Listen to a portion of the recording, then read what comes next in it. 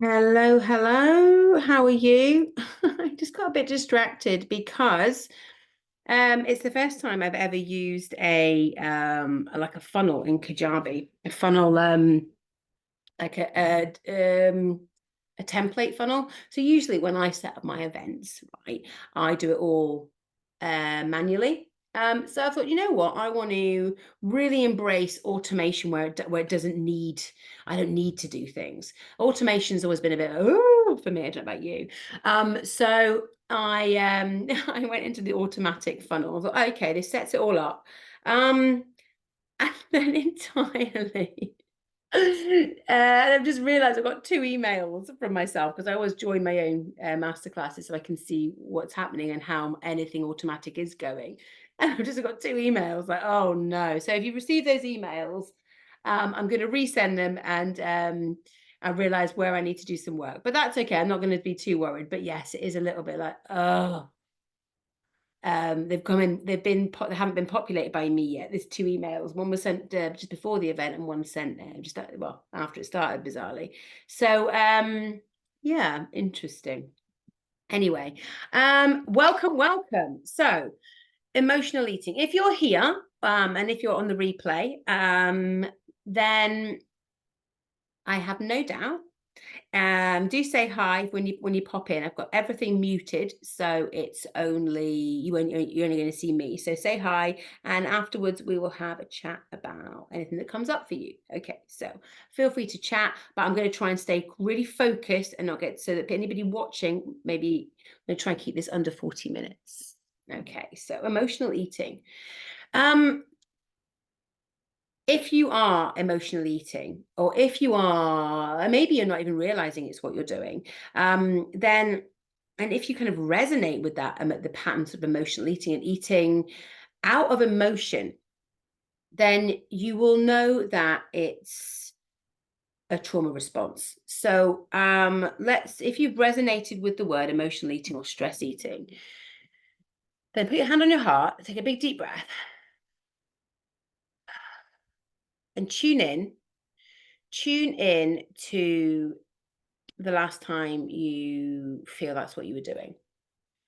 Tune in to what you did. Because like I said, there's three steps really to not doing it anymore. And it's not maybe what you think, maybe it is what you think, but it's not necessarily what you think. There's no willpower involved, there's no banning of foods, or anything. So tune in to the last time. And if you can take a look at that moment in time and then sort of pull yourself out of it, if you're an EFTer or if you've ever done any subconscious work, just disassociate from the moment in time and just have a look and just have a look at what was happening. Was it that you just had an argument? Was it that you've got money worries and you just had a text from the bank?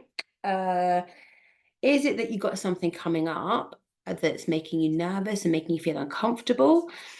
Have a look at the things, the events around it, and the the feelings that are happening, because it's those feelings that you feel that are going to be triggering your response to eat. So this isn't going to be difficult, but it might be slightly different to how you've approached it before, but hopefully it will be easier this way. So I'll give you an example. I'll work with an example rather than anybody who's been working with me on their food. So, for example, I always, right, used to have a bowl of cereal, or I'd have Marmite and peanut butter on toast at about 11 o'clock at night. That was just after Zeke was born. And not just after, but but a few months after he was born. I was about 11 or 12, I was having that. Now, I got into a habit without realizing it. Okay. So now, is it toxic? No. Was it making me feel good? Not really.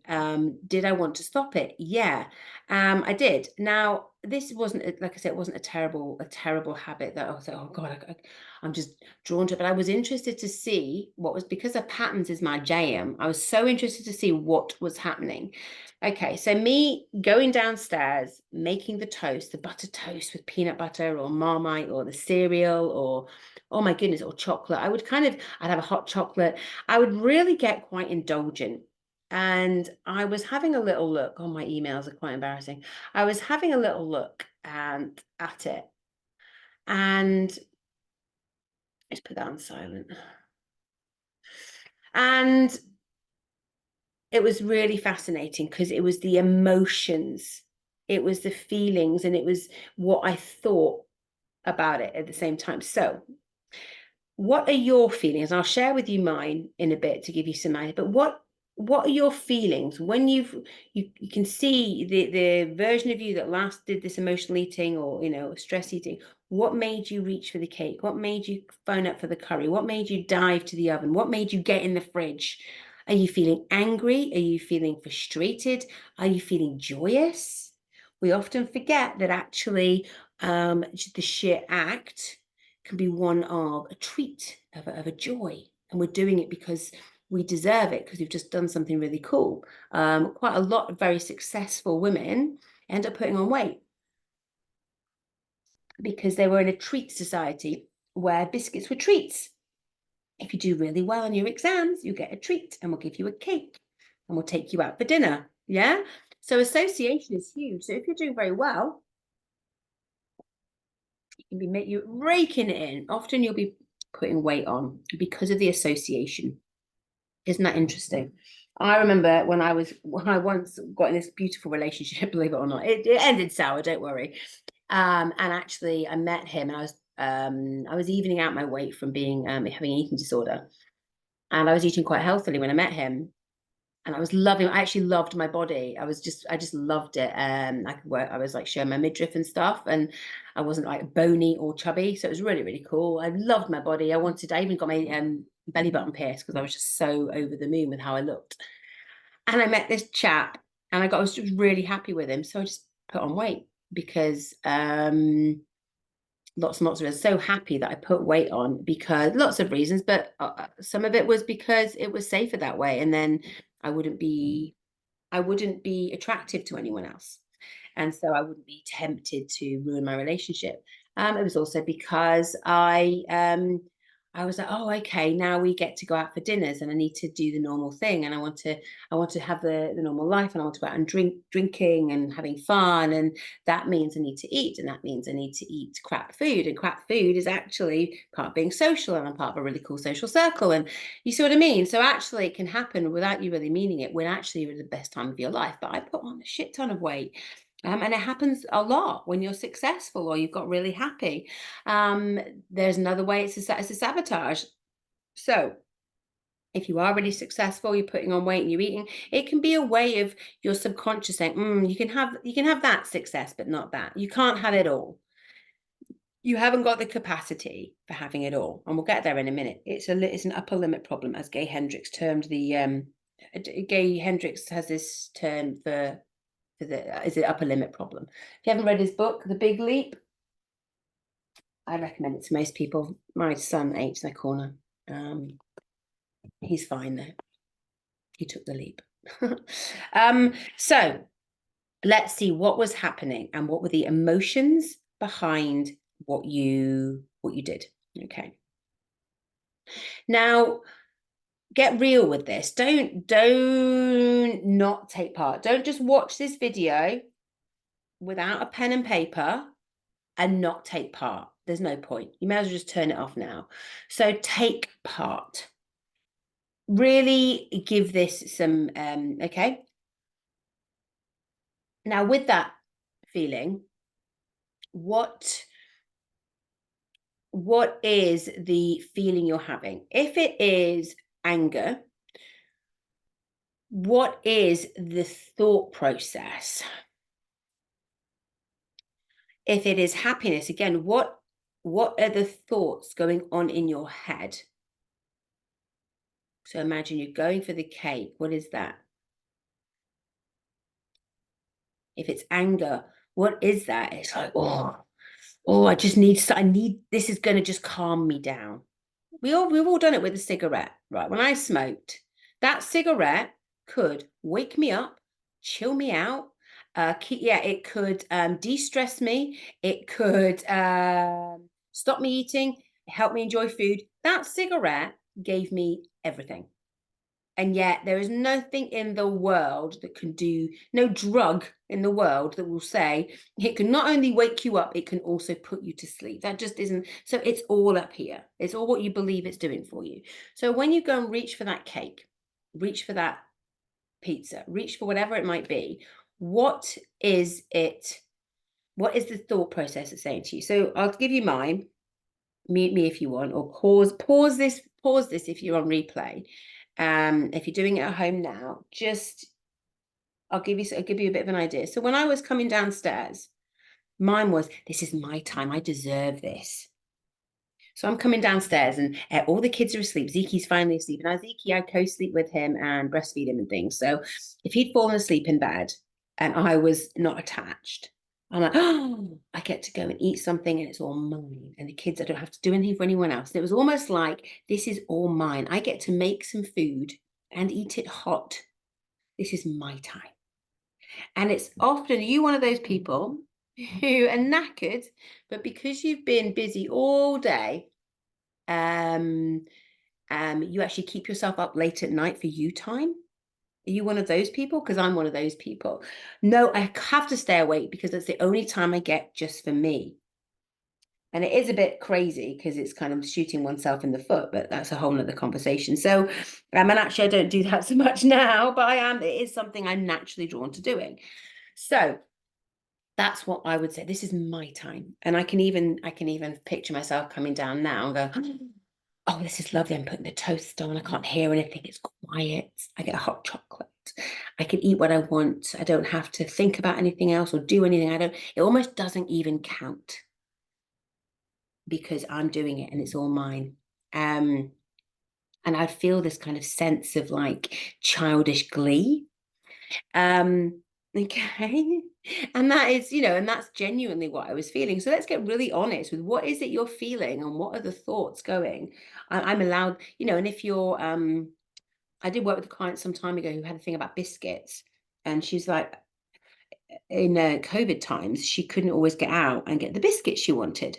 And it freaked her out. She didn't know she had a problem with biscuits until there wasn't biscuits in the house. And she's like, I can't get out to the shops because, lockdown and whatever.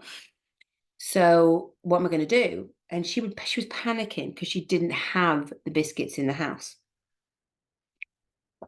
And it's like, wow. And she realized that it's because biscuits were a sense of abundance. And biscuits for her was, she always used to go and root out her mum's shopping when she came in with the food shop. And her mum was like, no, you can't. They've got to last all week. You can't have them all now.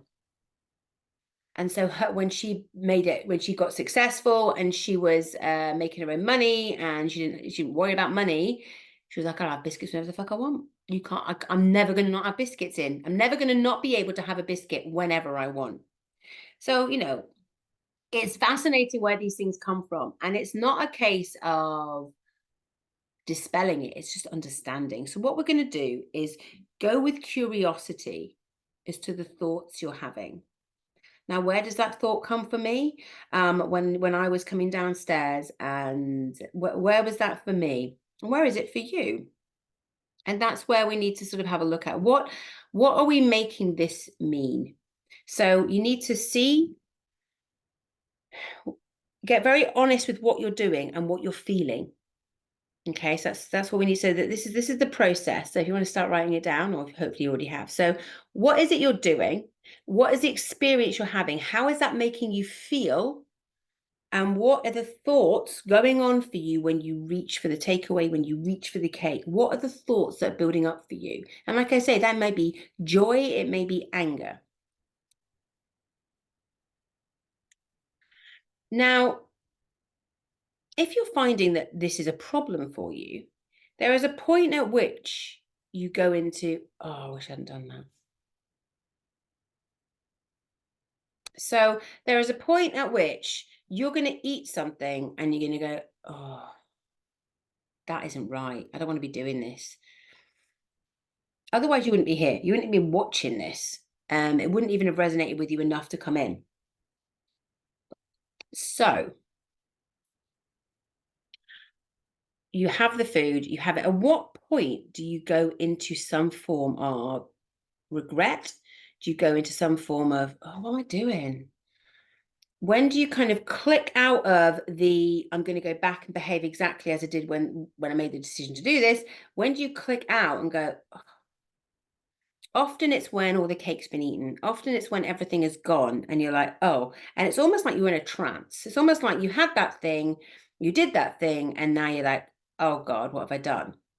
It's like the Jekyll and Hyde type thing. It's like you've got this personality. Now, you have to remember that your behavior isn't all about who you are today. Your behavior is about all the versions of you you've been before. So if you have been triggered, a trigger, right? A trigger, everybody gets it. I don't care who you are, you're going to get triggered. It's how you then deal with the trigger that changes everything. So you have been triggered. That's where that feeling, that urge has come from. It's come from a previous moment, a previous belief system. What's happening there? It's come from a previous belief system, a previous moment in time. And in that moment, you aren't the you of now, you are the you of another time. It might be this life, it might be past life, but just know that you acting on that emotion, that energy is literally you acting on something that happened before. It's not you now. It's not the conscious version of you. It wasn't Lucy coming downstairs. It was little Lucy. It was little Lucy who was like, I got it all to me and I could do whatever I want. It was little Lucy. I remember having the same feeling when I left home. And I was, oh my God, I'm just going to have like chicken dippers and chips every day. It was the same as little Lucy who had my own money and I went and bought really outrageous clothes because I could choose what I wanted. It was the same energy. And it was little Lucy who was free, who could do whatever she wanted. That was actually, believe it or not, it was born from even earlier than that. When I was anorexic. Now, when I was anorexic, I was losing weight, but sometimes I wanted a pizza. Sometimes I wanted to binge. And I thought, I can't lose face. Seriously, I'm getting so honest with you. I was like, I can't lose face. So I'm going to go and sneak food because I don't want them to think I'm going to keep eating. So if I eat something, they're going to expect me to keep eating. I don't want to keep eating. I just want to binge now. And I used to binge. Not very often, but when I did, I would sneak and I get really joyous. I can eat anything I want. And I would kid myself that was me, that didn't have a problem. So I would then go and binge on crisps and chocolate. And if I had enough money, I'd go and buy myself a pizza and I would literally gorge the pizza and then I would chuck it over the fence of next door's garden. That because it didn't happen very often, otherwise it might have been a problem. I just chuck it over the wall. And for me, it was like, right, this is my thing. No one needs to know about it because I don't need to make any other decisions. And I don't want them to think this is who I am or that I'm going to keep eating, because they had a real problem making me eat. And I didn't want to eat. I wanted to be thin and I wanted to do what I wanted to do. And it was on my terms. So you see where this has come from. And when I was like digging in, it's like, oh my God. Now the key to this is not coming at it from emotion. So I went to look at that. Now I could have gone, oh God, oh, do you remember when I just used to binge? How disgusting. And actually how rude. My parents were so worried about me. And there I am eating fucking pizza. No. I can go there in shame and I can go there in, oh God, oh look. Oh. And I can go and chastise that version of me. Or I can go, yeah, that's what I did. Yeah. And those are the reasons. And I was younger and that's what I did. But how is that driving what I'm doing now? Because that's what I did for the reasons I did them. Oh, I love you, little Lucy. And all the other versions of Lucy, love you too. And that energy was what was driving me sneaking downstairs, eating something, because that was mine. That's what I could do for me. It was like, that was a little bit of me, but that was the energy driving it. It wasn't me at 42. It was me at 14. It was me and it does go back a bit further than that, but I just wanted to show you where it came from. But when I look I do not go into blame and I do not go into shame. That is incredibly important. And I don't go into judgment and I don't become it. I sit as the observer. This is so important, to sit as an observer. Okay. So tell me, write to me, message me, whatever. Tell me where exactly you go. So who is it that's taking that cake? Who is it that's eating that thing? What version of you is doing it? And before you ask, say, I release all blame, I release all shame, I release all judgment of another version of me. I release all blame, I release all shame, I release all judgment of that version of me. And go in and like swoop in, like, above it all. Don't just watch yourself, watch what you were doing, watch where the energy, you want to feel like we say, follow the money. If you want to know the truth, follow the money, follow the energy, follow that feeling. And like if you're an EFTer, tap it through. If you are, we're not going into it. This is not what we need to do all the time, especially when we have this huge thing about emotional eating. What you don't want to do is think, oh God, now I've got to heal a shit ton of stuff before I'm going to, lose weight. No, that's not what I do. And if you follow me at all, that's not what I do. That's not what I teach. There's a lot of people who will teach that. I'm teaching something slightly different. Yes, I do go and heal belief systems. I do go and heal little versions of myself and my client selves. But I'm telling you, there's another way.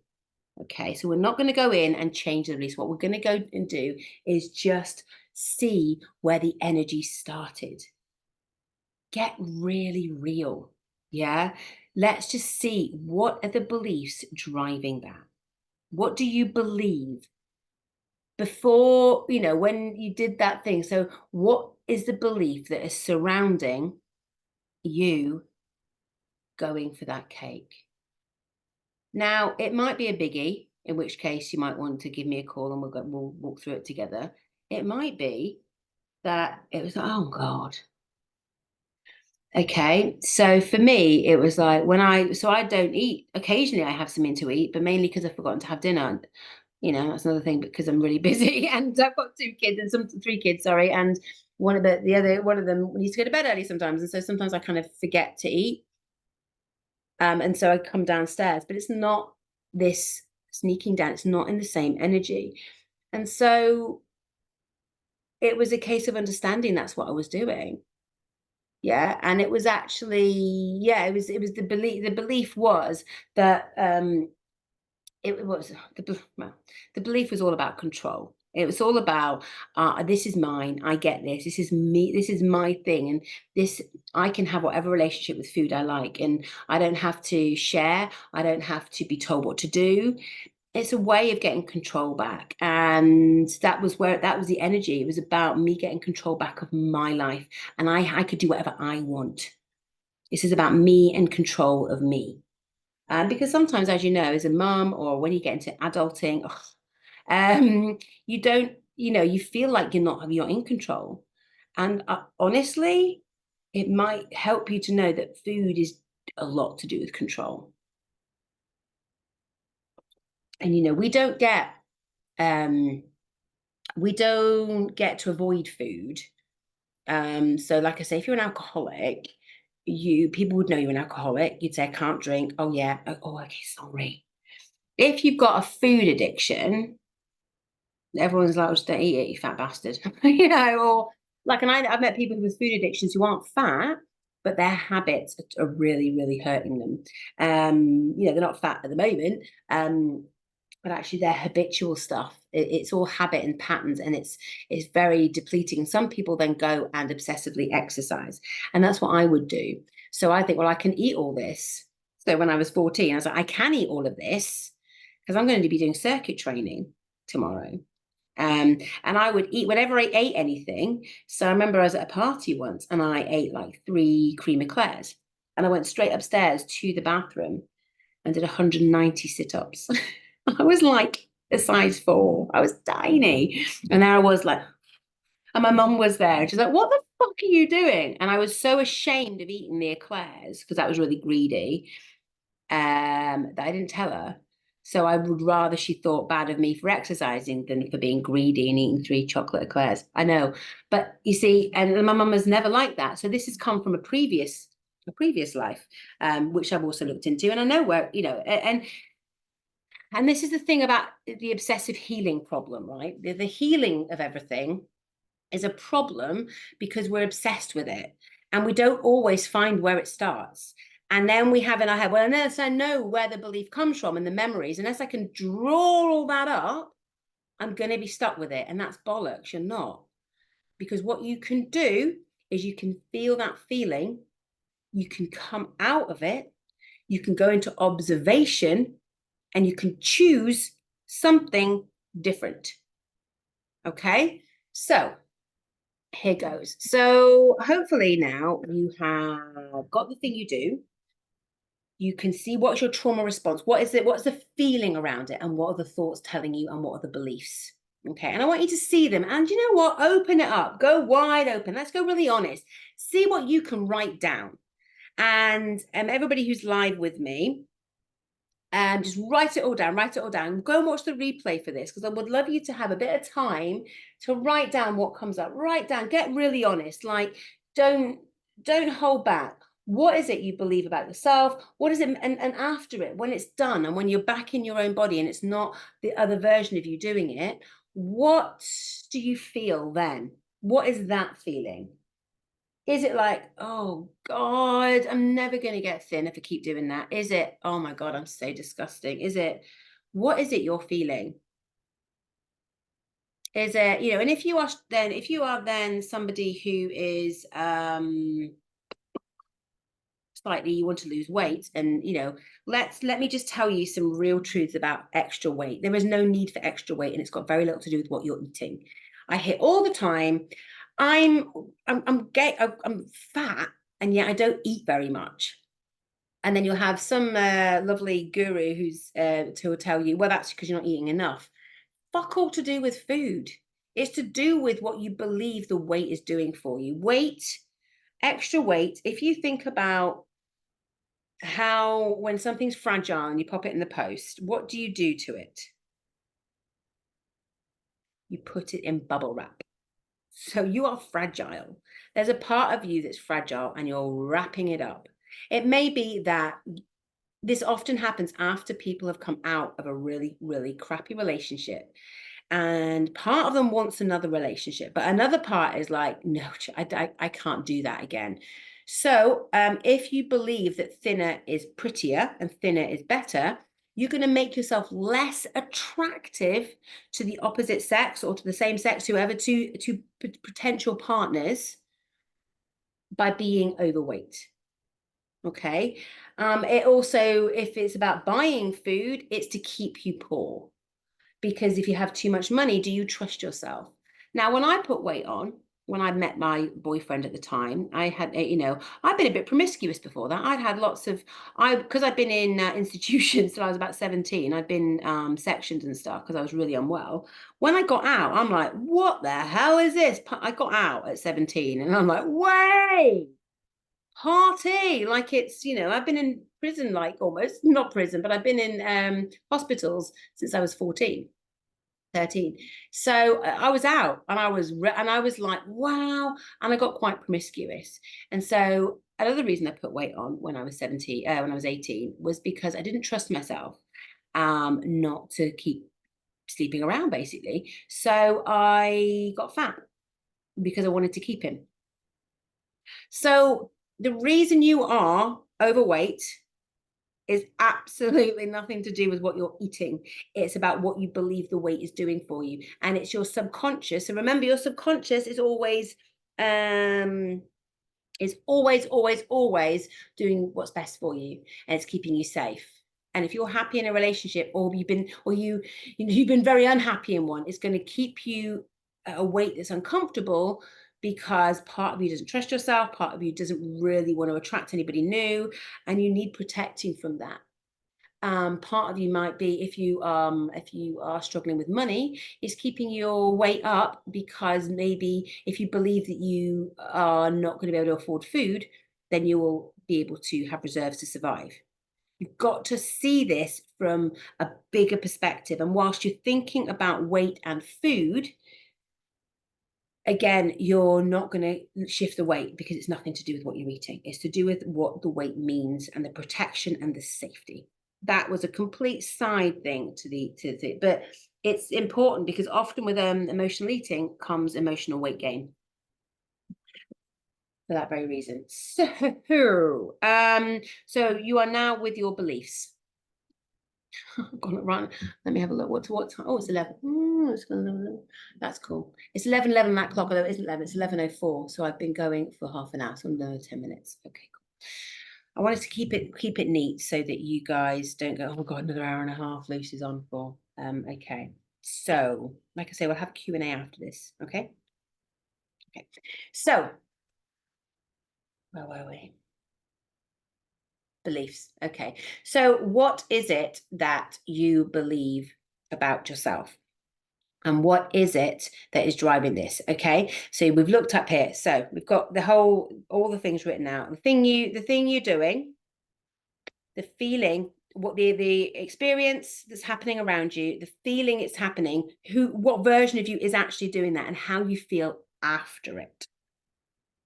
After the event, it's like, ugh, I feel really, really bad. Okay, and that feeling, ask yourself this question, that feeling after you've eaten it and after you come back into your own body, what part of me needs to feel like this? Because your subconscious is on your side, the universe is doing things for you, life is happening for you. So what part of you needs to feel that bad about yourself and needs to feel that sinking feeling? Yeah. It happened. My daughter had been nagging me for takeaway pizza from this pretty gnarly place, and I eventually caved. I think, do you know what? Fine, if that's really what you want to do. We talked about what was in it, and it's it's nothing terrible, but we eat pretty clean. And she really wanted. I was like, fine. Do you know what? You make the choices. Fine. Okay, cool. No worries. We'll have takeaway pizza. And it made her feel terrible. And then she felt so bad at nagging me. And they said, oh, all that money spent on the pizza. And she was literally, and I was just like, do you know what was happening with her life? She was getting really happy. She was loving how she looked. She's doing really well in all her sports and stuff, doing really well with her education. Life was really on the up. So she did the one thing that would bring her back down to heel. And that was eating a pizza that made her feel like shit. But that's what we do. So, what part of this, why do you need to feel this and how is it benefiting you? So if you think that feeling afterwards, that sinking feeling, because if it wasn't a bad feeling, again, it wouldn't be a bad habit. It wouldn't be a toxic habit. If it feels really good after you've eaten it, then there's no problem. Like, because really it's about feeling good, isn't it? And if you do feel really good, but you still think it's a problem, then what about this is keeping you? Why then is this a good thing? Why are you doing this? What is benefiting you about this? And just ask the question. And you might not get the answer straight away, but if there was a really good reason why feeling like this and doing these things was benefiting you, what would the reason be? How is it serving you? And I would just stick with that question for a bit. You might not get an answer immediately. Okay. And if you could choose something different, what would you be? What would it do? What would you do? How do you want it to actually look? What do you want the outcome to be? Because often we're so focused on the thing that we're doing, we're not really thinking about what we want to do instead. So is it the fact that I just didn't want to feel like I was getting to the point when I was coming downstairs and every night it was just habit. I was just coming downstairs, eating food. I didn't really need it, or I wasn't even hungry. I was just doing it because I could, because that was my right.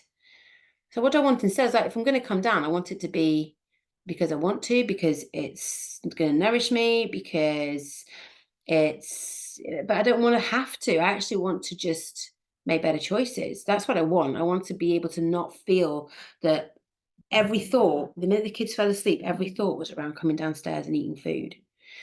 And I didn't want that. I didn't want that to be, because I was going to work and I was going to do some writing, and all I could think about was food. And then I would just go and watch Netflix. You're like, I want to write my book. I don't want to be watching Netflix and eating crumpets at 11 o'clock at night. So that's why I was like, that what I want is to be making different choices. I want to not have that feeling, and that feeling of the urge to come downstairs. So what is it you want? What is it you want instead? And if you look at all the different moments, okay, so if you need a bit of moment, pause this or come back to this. I would rewatch this anyway. What would you like instead? And if you look at the process, so we've written the process down. I've gone over the process a few times. So the thing you're doing, how it makes you feel, the thoughts, the beliefs. At what point in that process would be the best time to do something different? So, for example,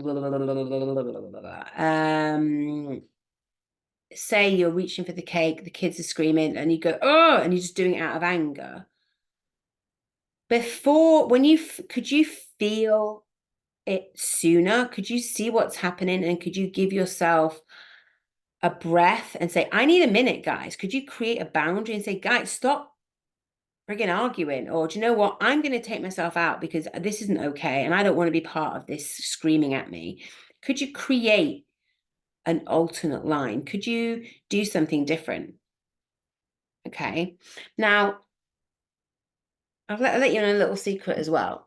ADHD, if you've got ADHD or any kind of neurodiversity, when you're depleted, so say you're in an environment say your experiences is just overwhelm, and you go and eat something, it's because your body is searching to lift up the dopamine. And if that food, even for a minute, makes you feel better, that's what it's going to go for, the quickest route to feeling better, to upping the dopamine.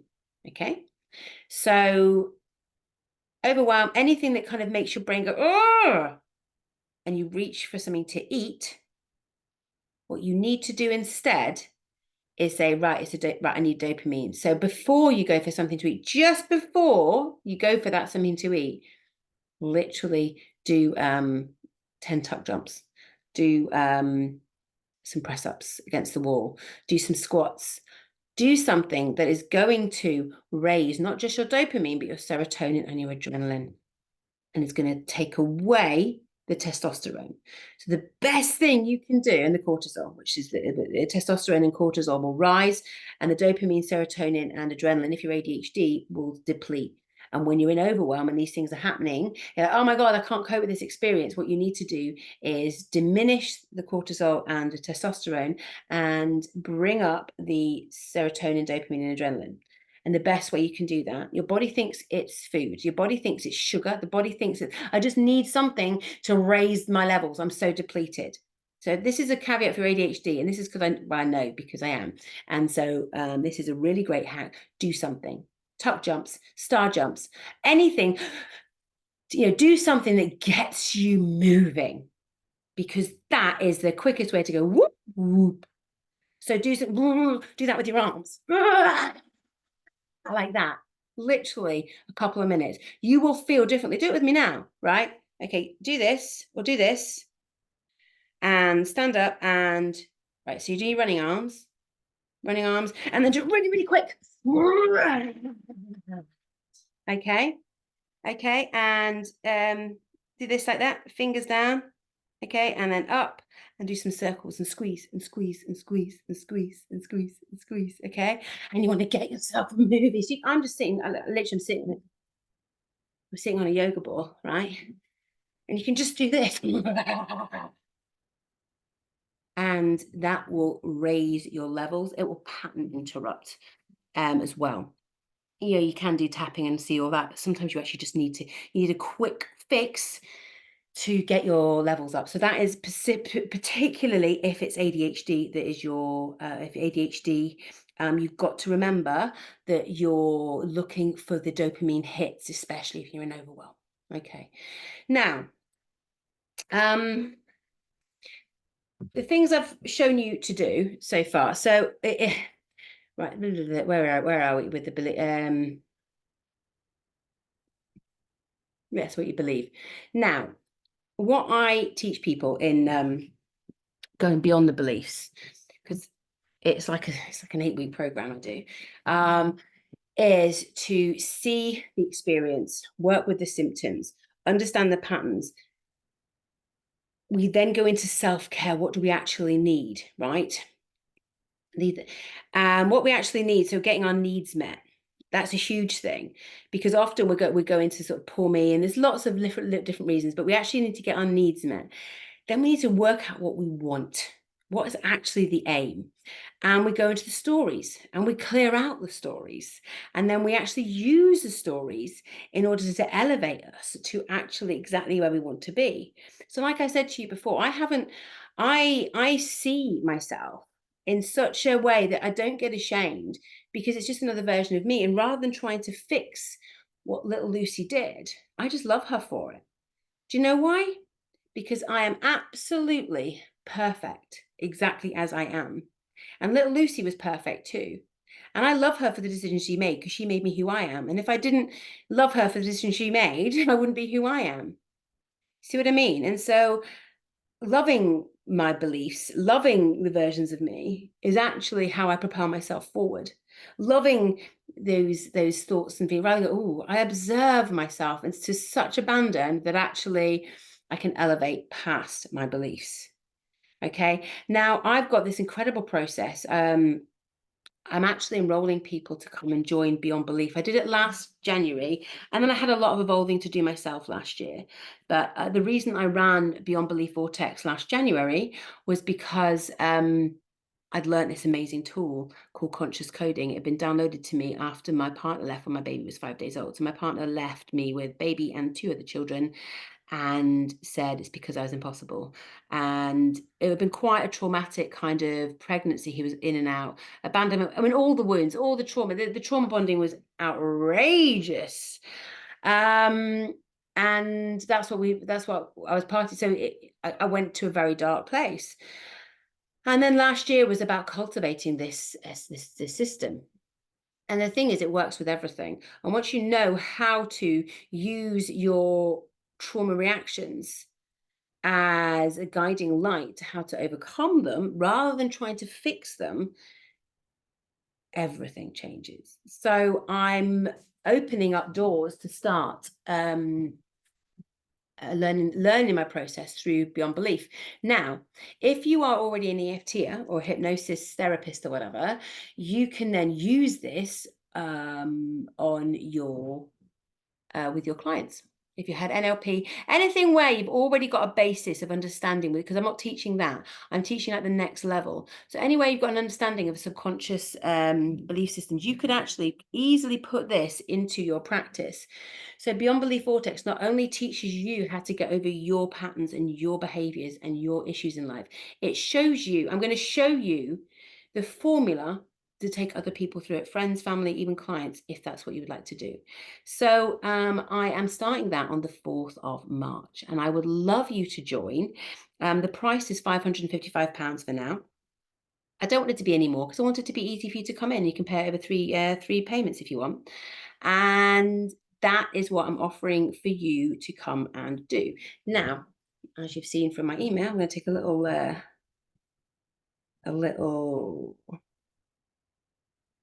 snapshot.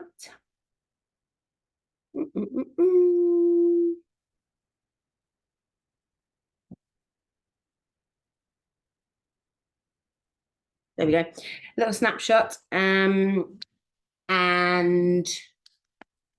yeah, I would love you to come and really delve into. So should you want to stop the eating habit, should you want to stop that habit and also help other clients with that habit, then let me know, and I'm going to take you through the whole conscious coding process through going beyond your beliefs. And not only am I taking you through the process, I'm going to teach you the process. So you will have it and you will be able to use it on yourself and other people.